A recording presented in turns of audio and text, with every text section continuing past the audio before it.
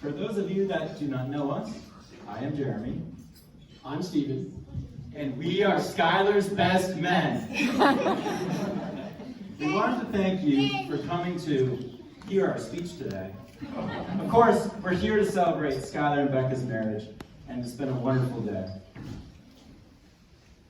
And we would be remiss if we didn't say, Becca, you look beautiful in your dress today. It's a nice change from the typical pants you have to wear in the relationship.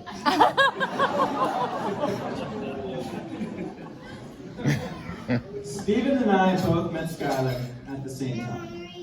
Steven and I were roommates at Liberty, and it was our second day of college, and we were trying to make friends. We saw that in the LU student activities page, bingo night was happening in 30 minutes. We looked at each other and thought, this is where we're going to make our best friend, at bingo. We rushed over, and on our way, our lives changed forever. Because we met Skylar Glotfelty. He says hi to us and quickly introduces himself as Skylar. He starts talking a zillion miles an hour. He's talking about Liberty's new rock climbing wall that he was headed to. He told us how tall it was, how to access it, and even the year and date it was built. He knew everything and anything about this rock climbing wall and was super confident and very knowledgeable. Steve and I thought he must be a junior or senior, because what freshman would act like this?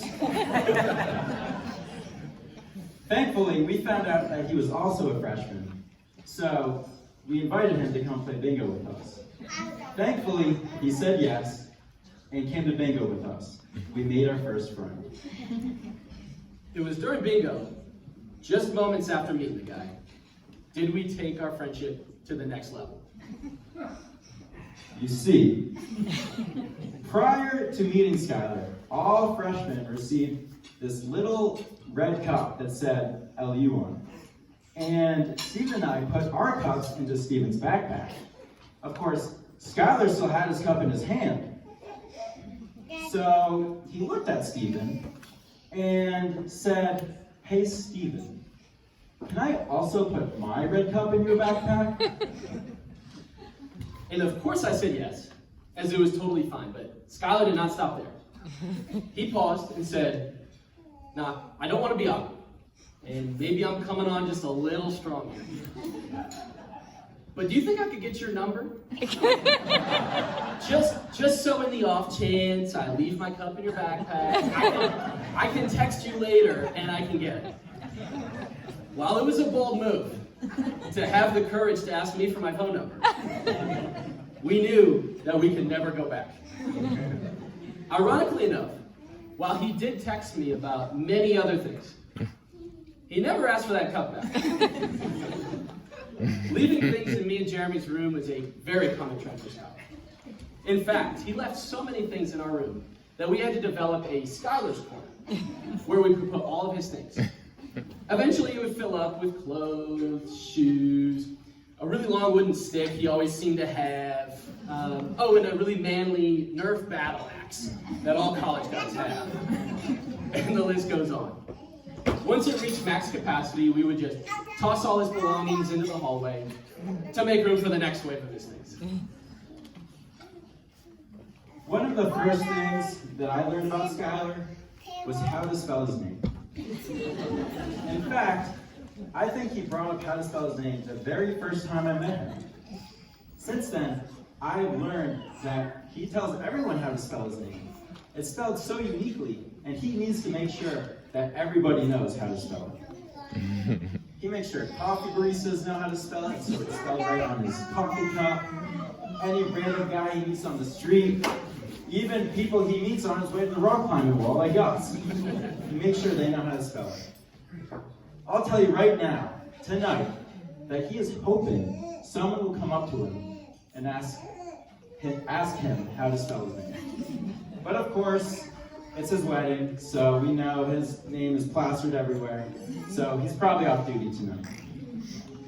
I soon noticed that he used this unique spelling of his name to turn something mundane into something more interesting, like just a conversation of what your name is to something more captivating, and unique to spark more conversation with people. And I realized that turning something mundane into something more interesting and captivating is a very common theme for Skylar. I'm confident that he transformed my college experience into something much more interesting than it would have been. Speaking of turning something mundane into something captivating, instead of entering our room, Jeremy and I's room, like a normal person and saying hi, there were many times where Skylar would just simply kick open our door and barge right in. And there was this one time where he felt the need to kick it open and fire a Nerf arrow into our room, and it ended up breaking our window blind. Thankfully, our RAs were oh so gracious, and so we didn't have to charge Skylar for damages. One time, he also introduced himself to a guy in our hall, and little did Skylar know that he only had 3 fingers on his right hand. Only after Skylar tried to open up the rest of his hand, thinking he was messing with him, did he realize the truth. Boy, does Skylar know how to handle any situation. He sure does. When Skylar asked me to be his best man, I had just woken up from a nap. My phone rang, and I groggily answered, and found Skylar on the other end. He said, "Hey, Jeremy." I said, "Hey, Skylar." He quickly said, "Hey, are you interested in being my co-best man for my wedding?" And of course I said, "Yeah, sure." And then he said, "Okay, great. This is more of a functional phone call, and I gotta run." And he quickly hung up. I didn't know afterward if I dreamed the whole thing, or if it actually happened. In fact, it wasn't until today I was standing up in the ceremony that I thought, I guess I really am the co-best man. Let me tell you about the first time I met Becca. It was at a Liberty-sponsored event called Scaremare, which, if you don't know, is a haunted house that Liberty puts on, where you go through a haunted house and then they explain the gospel to you afterwards. So, Kat and I show up, and we find Skylar with his friends in line, and we walk up to Skylar, and we say hi, and then I notice there's this girl that I've never seen before to Skylar's left. I do a double take, and I look at her, and then I look down at her hand, and I notice something very strange. Her hand was placed into Skylar's hand. Skylar must have read my face, because he then quickly tried to do some damage control. He explained to me that they had a deal going on. And maybe I don't have this deal super straight, but this is how I understand it. You see, Becca would only go to Scaremare if she could hold someone's hand. Rumor has it that Skylar was quick to volunteer for the hand-holding. It looks like that it worked out quite nicely for them. For years, Leah and I always said that there would probably just be one girl for Skylar.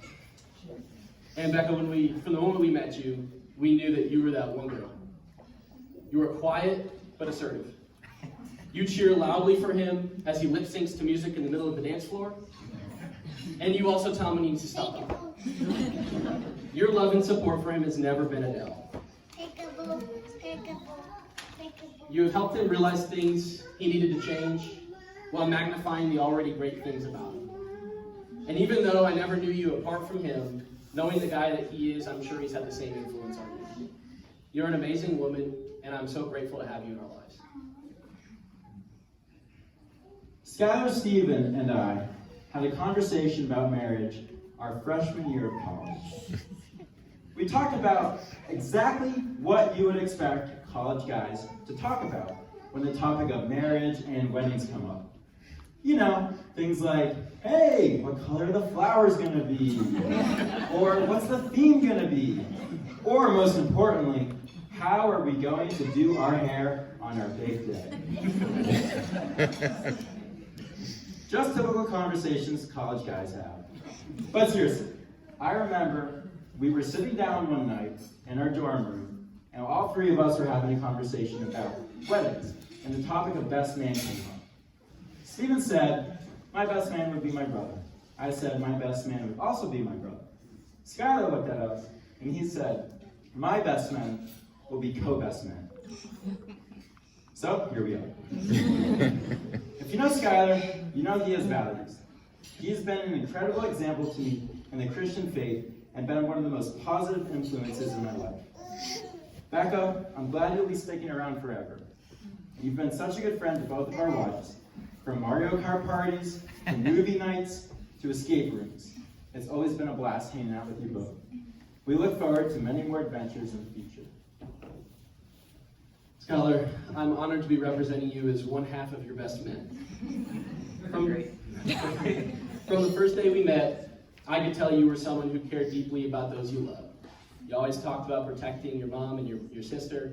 You always said that you and your dad had just this bond that wasn't like a typical father-son bond, but more of a brother bond. You took quickly to Jeremy and I, and it was clear that after just a few months, days, we were kind of looped into that same category. We have gone through so much together. We've had our ups, we've had our downs, we've had our fights, but in the end, we always seem to be fighting for each other, not with each other. And going through all of that, I'm just so grateful that we've been able to be by each other's side. To the both of you, many say marriage is hard, and that is no doubt true. But so is anything else in life. The thing about marriage is you get to go through those hard times with someone that you love and who loves you. And so, at the end of the day, no matter what is going on, no matter if Skylar leaves his contact solution in the sink, or if he leaves his clothes in the middle of the floor, maybe he sleepwalks and you're terrified for your life. I don't know. It's never happened, of course. But in the end, always remember to kiss each other goodnight and tell the other that you love them. I'm so happy for you guys, and we love you both. Happy wedding day. Everyone, please join us in raising our glass to Skylar and Becca. My empty glass. Here.